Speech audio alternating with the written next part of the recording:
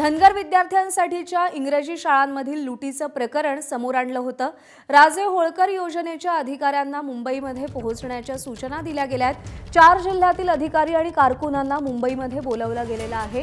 25हून अधिक शाळांनी योजना कागदोपत्री दाखवून लाखोंचं अनुदान लाटलेलं होतं आणि त्याचीच पोलखोल एबीपी माझानं केल्यानंतर आता या सगळ्या प्रकरणाची वरिष्ठ पातळीवरती दखल घेण्यात आलेली आहे आणि अधिकाऱ्यांना मुंबईमध्ये पाचारण करण्यात आलेलं आहे। एबीपी माझाच्या बातमीचा हा मोठा इम्पॅक्ट पाहायला मिळतोय। धनगर मुलांच्या साठी जी वसतिगृह उघडण्यात आलेली होती त्यामध्ये जो घोटाळा करण्यात आलेला होता तो सगळा एबीपी माझानं उघड केलेला होता। 4 जिल्ह्यातील अधिकारी आणि कारकुनांना मुंबईत बोलवून घेतलेलं आहे। 25हून अधिक शाळांनी योजना कागदोपत्री दाखवून लाखोंचं अनुदान लुटलेलं होतं। अनेक ठिकाणी विद्यार्थी कागदोपत्री दाखवले गेलेले होतं, वसतिगृह कागदोपत्री दाखवलं गेलेलं होतं, मात्र वास्तवात तसं काहीही नव्हतं। कृष्णा केंडे आपले प्रतिनिधी आपल्याला या सगळ्या संदर्भात अधिक अपडेट देतील। कृष्णा, कोणाकोणाला मुंबईमध्ये बोलवण्यात आलेलं आहे आणि एबीपी माझाच्या बातमीची आता वरिष्ठ पातळीवर कशी दखल घेतली जाते? सुरुवातीला हे सांगितलं पाहिजे की एबीपी माझा एखादं प्रकरण ज्यावेळेस हाती घेतं त्यावेळेस ते तडीस नेईपर्यंत त्याचा पाठपुरावा करतं।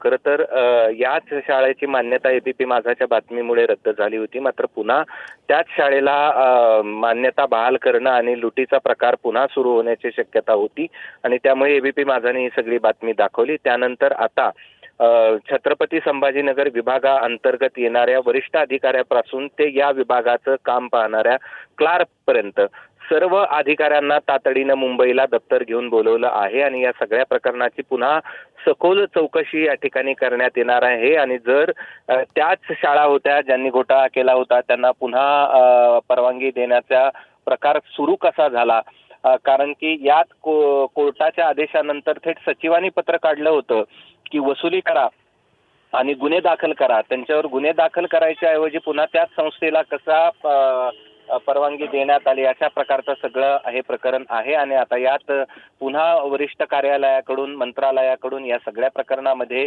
काय कायदेशीर कारवाई केली जाते आणि जे कोणी दोषी असणारे अधिकारी आहेत त्यांच्यावरती काय कारवाई केली जाते का हे पाहणं महत्त्वाचं आहे। मात्र एबीपी माझाच्या बातमीनंतर सर्व अधिकाऱ्यांना या ठिकाणी मुंबईला बोलवण्यात आलंय, ज्यामध्ये क्लार्क टू वरिष्ठ अधिकाऱ्यांचा समावेश। कृष्णा, या सगळ्यामध्ये राजकीय हस्तक्षेप किंवा राजकीय वरदहस्त कोणाचा या सगळ्या संदर्भात काही चर्चा झाली का? निश्चित त्याची दबक्या आवाजात राजकीय वरदहस्ताशिवाय हे होऊ शकत नाही अशा प्रकारचा आरोपही गोपीचंद पडळकर यांनी या ठिकाणी एबीपी माझाशी बोलताना केलाय।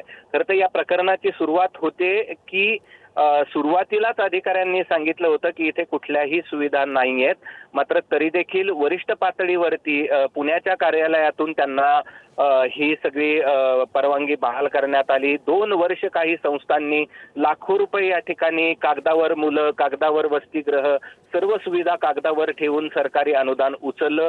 एबीपी माझाने ही सगळी बातमी केल्यानंतर हा सगळा प्रकार पुढे आला।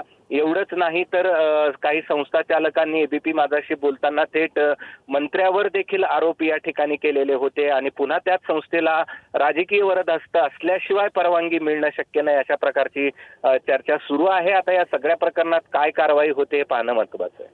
प्रज्ञा। कृष्णा, धन्यवाद दिलेल्या या सगळ्या सविस्तर माहितीसाठी। एबीपी माझा, उघडा डोळे बघा नीट।